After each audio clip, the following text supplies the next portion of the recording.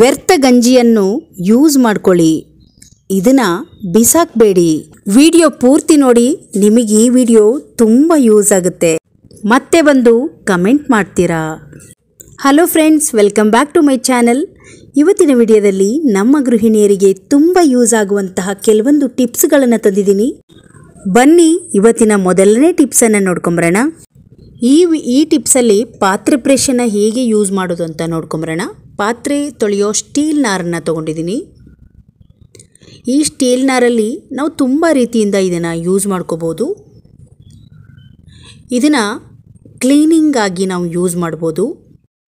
Steel ನಾರುಗಳನ್ನು use ಮಾಡೋರು ಕೆಲವರಿಗೆ ಇನ್ಫೆಕ್ಷನ್ ಆದವರಿಗೆ ಈ ಸ್ಟೀಲ್ ನಾರು ತುಂಬ ಒರಟಾಗಿರೋದ್ರಿಂದ ಇದನ್ನು ಹೇಗೆ ಯೂಸ್ ಮಾಡಿ ನಾವು ಪಾತ್ರೆಗಳನ್ನು ಕ್ಲೀನ್ ಮಾಡ್ಬೋದಂದರೆ, ನೋಡಿ, ಒಂದು ಯಾವುದಾದ್ರೂ ದಾರಗಳನ್ನು ತೆಗೆದು ಈ ಥರ ಒಂದು ಸ್ಟೀಲ್ ನಾರಿಗೆ ಕಟ್ಕೊಂಬಿಡಿ. ನಂತರ ನಿಮ್ಮ ಹತ್ರ ಇರೋ ವೇಸ್ಟ್ ಬಾಟಲನ್ನು ತಗೊಳ್ಳಿ. ಮುಂದೆ ಭಾಗವನ್ನು ಚಾಕು ಬಿಸಿ ಮಾಡಿ ಕಟ್ ಮಾಡ್ಕೊಂಬಿಡಿ. ಲೆವೆಲ್ಲಾಗಿ ಕಟ್ ಮಾಡ್ಕೊಳ್ಳಿ. ನೋಡಿ, ಈ ಥರ ಕಟ್ ಮಾಡಿಕೊಂಡ್ರೆ ಸಾಕಾಗುತ್ತೆ. ಮತ್ತೆ ಬ್ರಷ್ ಹಾಕ್ಬಿಟ್ಟು ಮತ್ತೆ ನಾವು ನೋಡಿಕೊಂಡು ಇನ್ನೊಂದು ಸ್ವಲ್ಪ ಕಟ್ ಮಾಡ್ಕೊಳ್ಳೋ ಬರುತ್ತೆ. ಇವಾಗ ನೋಡಿ, ಬ್ರಷ್ ಹಾಕ್ಕೊಳ್ಳೋಣ. ನೀವು ಆದಷ್ಟು ಸ್ವಲ್ಪ ಗಟ್ಟಿಯಾಗಿರೋ ದಾರ ಕಟ್ಕೊಂಡ್ರೆ ಚೆನ್ನಾಗಿರುತ್ತೆ. ನೋಡಿ, ಈಗ ಇದು ಕರೆಕ್ಟಾಗಿದೆ.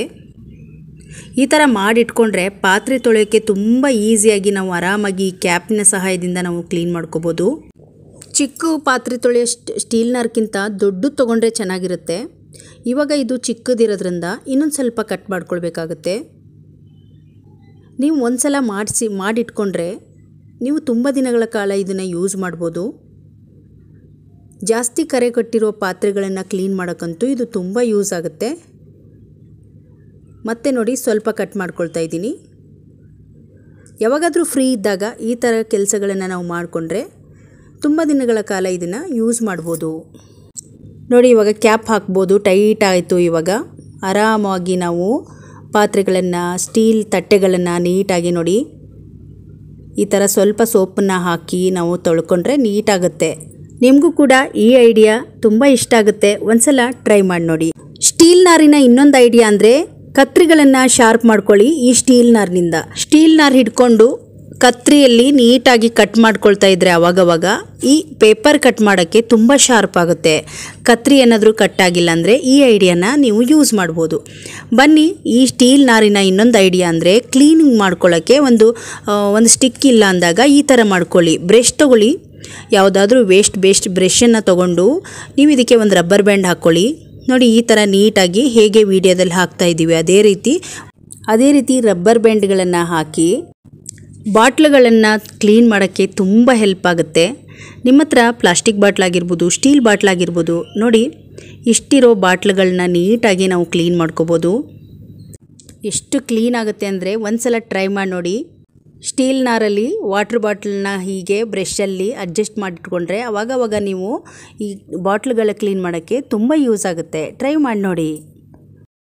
ಬನ್ನಿ, ಇವಾಗ ಕೊನೆ ಟಿಪ್ಸನ್ನು ನೋಡ್ಕೊಂಬರೋಣ. ನಾನಿಲ್ಲಿ ಅಕ್ಕಿನ ತೊಗೊಂಡಿದ್ದೀನಿ. ಈ ವ್ಯರ್ಥ ಗಂಜಿಯನ್ನು ಯಾವೆಲ್ಲ ರೀತಿಯಲ್ಲಿ ಯೂಸ್ ಮಾಡ್ಬೋದು ಈ ವಿಡಿಯೋ ನೋಡ್ಕೊಂಬನ್ನಿ. ನಾನಿಲ್ಲಿ ಅನ್ನ ಮಾಡ್ಕೊಳ್ತಾ ಇದ್ದೀನಿ. ನಾವು ಕುಕ್ಕರಲ್ಲಿ ಅನ್ನ ಮಾಡಿದರೆ ಈ ಗಂಜಿ ನಮಗೆ ಸಿಗಲ್ಲ. ಹಾಗಾದರೆ ಪಾತ್ರೆಯಲ್ಲಿ ಅನ್ನ ಮಾಡಿದರೆ ಆರೋಗ್ಯ ಕೂಡ ಚೆನ್ನಾಗಿರುತ್ತೆ ಮತ್ತು ಗಂಜಿ ಕೂಡ ವ್ಯರ್ಥ ಆಗಲ್ಲ. ನಾವು ಈ ಗಂಜಿಗಳನ್ನು ಯಾವತ್ತೂ ಚೆಲ್ಲಬಾರ್ದು. ಬನ್ನಿ, ಈ ವಿಡಿಯೋದಲ್ಲಿ ಯಾವೆಲ್ಲ ರೀತಿಯಾಗಿ ನಾವು ಗಂಜಿನ ಯೂಸ್ ಮಾಡ್ಬೋದು ಅಂತ ತಿಳಿಸ್ತಾ ಇದ್ದೀವಿ. ನೀವು ಕುಕ್ಕರಲ್ಲಿ ಅನ್ನ ಮಾಡೋದಕ್ಕಿಂತ ಪಾತ್ರೆಯಲ್ಲಿ ಅನ್ನ ಮಾಡಿದರೆ ತುಂಬ ರುಚಿ ಚೆನ್ನಾಗಿರುತ್ತೆ ಮತ್ತು ಬೇಗ ಅನ್ನ ಬೇಯುತ್ತೆ.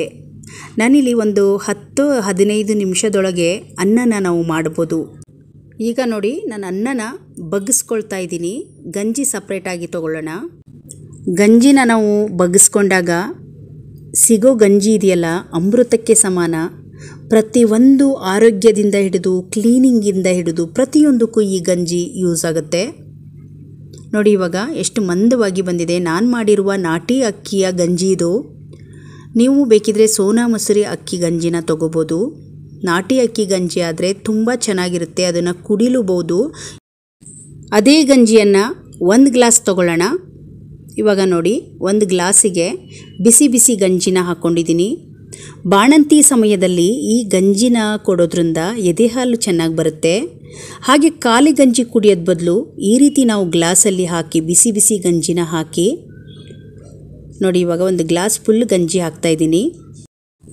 ಇದಕ್ಕೆ ರುಚಿಗೆ ತಕ್ಕಷ್ಟು ಉಪ್ಪು ಹಾಕ್ಕೊಂಬಿಡಿ, ಚೆನ್ನಾಗಿ ಮಿಕ್ಸ್ ಮಾಡ್ಕೊಳ್ಳಿ.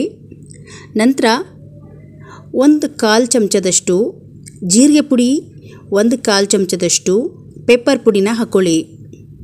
ಇವಾಗ ಗಂಜಿನ ಕುಡೀರಿ, ಎಷ್ಟು ಚೆನ್ನಾಗಿರುತ್ತೆ ಕುಡಿಯೋಕ್ಕೆ. ಯಾರಿಗೆಲ್ಲ ಈ ಗಂಜಿನ ಬೇಡ ಅನಿಸುತ್ತೋ ಅಂಥವರು ಕೂಡ ಈ ಬಿಸಿ ಬಿಸಿ ಗಂಜಿನ ಕುಡಿತೀರಾ. ಆರೋಗ್ಯ ದೃಷ್ಟಿಯಿಂದ ಇಷ್ಟು ಒಳ್ಳೆಯದಾದರೆ ಈ ಗಂಜಿ ಸೌಂದರ್ಯಕ್ಕೂ ಕೂಡ ತುಂಬಾ ಒಳ್ಳೆಯದು.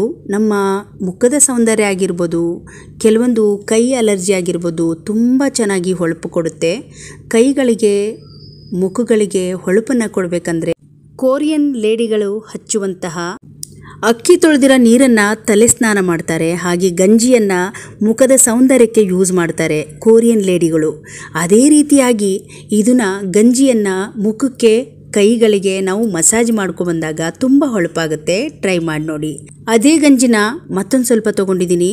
ಈಗ ಕಸ್ತೂರಿ ಅರಿಶಿಣದ ಒಂದು ಪೇಸ್ಟನ್ನು ಮಾಡ್ಕೊಳ್ಳೋಣ. 1-2 ಚಮಚದಷ್ಟು ಗಂಜಿ ಹಾಗೆ ಅರ್ಧ ಚಮಚದಷ್ಟು ಕಸ್ತೂರಿ ಹಳದಿಯನ್ನು ಹಾಕ್ಕೊಂಡಿದ್ದೀನಿ. ಇದನ್ನು ಮಸಾಜ್ ಮುಖಕ್ಕೆ ಅವಾಗವಾಗ ಮಸಾಜ್ ಮಾಡ್ಕೊಳ್ಳೋದ್ರಿಂದ ತುಂಬ ಚೆನ್ನಾಗಿರುತ್ತೆ. ಅದರಲ್ಲೂ ಈ ಕಸ್ತೂರಿ ಹಳದಿ ಅಂತೂ ತುಂಬಾ ಒಳ್ಳೆಯದು. ನಾನಿಲ್ಲಿ ಕೈಗೆ ಹಾಕಿ ತೋರಿಸ್ತಾ ಇದ್ದೀನಿ. ಅವಾಗವಾಗ ಮುಖದಲ್ಲೇನಾದರೂ ಒಂಥರ ಡಲ್ ಅನಿಸಿದಾಗ ಇಂಥ ಒಂದು ಮಸಾಜ್ಗಳನ್ನು ನಾವು ಮುಖಕ್ಕೆ ಕೊಡ್ತಾ ಇದ್ದರೆ ತುಂಬ ಆರೋಗ್ಯವಾಗಿರುತ್ತೆ. ಮುಖ ಕೂಡ ತುಂಬ ಶೈನಿಂಗ್ ಆಗಿರುತ್ತೆ. ಟ್ರೈ ಮಾಡಿ ನೋಡಿ. ಅದೇ ಗಂಜಿಯನ್ನು ತೊಗೊಂಡಿದ್ದೀನಿ ನೋಡಿ. ನಿಮ್ಮ ಹತ್ರ ಕೆಲವೊಂದು ಕ್ಲೀನಿಂಗ್ ಮಾಡುವ ಬಟ್ಟೆಗಳಿರುತ್ತೆ, ವೈಟ್ ಬಟ್ಟೆಗಳಾಗಿರ್ಬೋದು, ಅವೆಲ್ಲ ತುಂಬ ಸ್ವಲ್ಪ ಜಿಡ್ಡಾಗಿರ್ತವೆ ನೋಡಿ. ಅಂಥ ಬಟ್ಟೆಗಳನ್ನು ಗಂಜಿಲಿ ಹಾಕಿ ಅರ್ಧ ಚಮಚದಷ್ಟು ಕೋಲ್ಗೇಟ್ ಪೇಸ್ಟನ್ನು ಹಾಕಿ ಚೆನ್ನಾಗಿ ಮಿಕ್ಸ್ ಮಾಡಿ ಸ್ವಲ್ಪ ಹೊತ್ತು ಹಾಗೆ ಬಿಟ್ಬಿಡಿ. ನಂತರ ಇದನ್ನು ಚೆನ್ನಾಗಿರೋ ನೀರಲ್ಲಿ ತೊಳೆದ್ಬಿಟ್ಟು ಒಣಗಿಸ್ಬಿಡಿ. ತುಂಬ ಹೊಳಪಾಗಿರುತ್ತೆ, ತುಂಬ ಚೆನ್ನಾಗಿ ಕ್ಲೀನ್ ಆಗುತ್ತೆ. ಟ್ರೈ ಮಾಡಿ ನೋಡಿ. ಮತ್ತು ಅದೇ ವ್ಯರ್ಥ ಗಂಜಿಯನ್ನು ತೊಗೊಂಡಿದ್ದೀನಿ. ಸ್ವಲ್ಪ ಗಂಜಿನ ಜಾಸ್ತಿ ಇಟ್ಕೊಂಡಿದ್ದೀನಿ. ನಿಮ್ಮ ಹತ್ರ ಎಷ್ಟೇ ಬಿಳಿ ಬಟ್ಟೆಗಳಿದ್ರೂ ಕ್ಲೀನ್ ಮಾಡುತ್ತೆ ಈ ಲಿಕ್ವಿಡ್. ಬನ್ನಿ ಈ ಲಿಕ್ವಿಡಿಗೆ 1-2 ಸೀಕ್ರೆಟ್ ವಸ್ತುಗಳನ್ನು ಹಾಕೊಂಬರೋಣ. ಇವಾಗ ನೋಡಿ ಗಂಜಿ ತೊಗೊಂಡಿದ್ದೀನಿ. ಇದಕ್ಕೆ 1 ಚಮಚದಷ್ಟು ಕುಕ್ಕಿಂಗ್ ಸೋಡಾ, 1 ಚಮಚದಷ್ಟು ನಾರ್ಮಲ್ ಸೋಪಿನ ಪುಡಿಯನ್ನು ನೀವು ಯೂಸ್ ಮಾಡ್ತಿರೋ ಅದೇ ಪುಡಿಯನ್ನು ಹಾಕಿ ಗಂಜಿಯನ್ನು ಚೆನ್ನಾಗಿ ಮಿಕ್ಸ್ ಮಾಡ್ಕೊಳ್ಳಿ.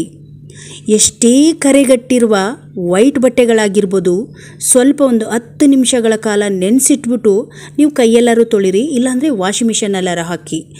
ನೀವು ಕಷ್ಟಪಟ್ಟು ತಿಕ್ಕೋ ಅವಶ್ಯಕತೆ ಇಲ್ಲ. ನೀಟಾಗಿ ನೆನೆಸಿಟ್ಟಾಗೆ ನೀಟಾಗಿ ಬಿಟ್ಕೊಂಡ್ಬಿಡುತ್ತೆ.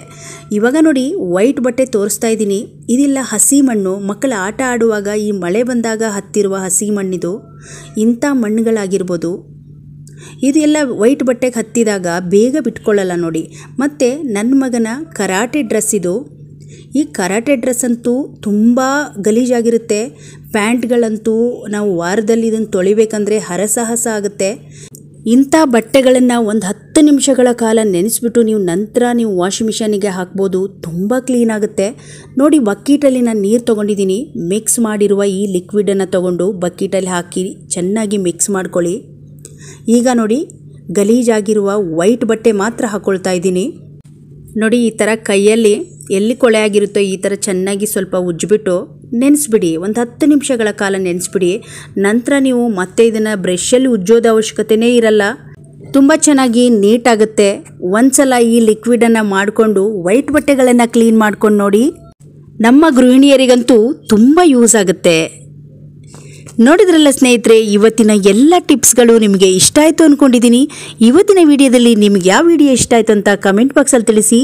ಈ ವಿಡಿಯೋಗೊಂದು ಲೈಕ್ ಮಾಡಿ, ಚಾನಲನ್ನು ಸಬ್ಸ್ಕ್ರೈಬ್ ಮಾಡ್ಕೊಳ್ಳಿ, ಈ ವಿಡಿಯೋವನ್ನು ಶೇರ್ ಮಾಡಿ. ಮತ್ತೆ ಮುಂದಿನ ವಿಡಿಯೋದಲ್ಲಿ ಸಿಗೋಣ. ಅಲ್ಲಿವರೆಗೂ ಧನ್ಯವಾದ.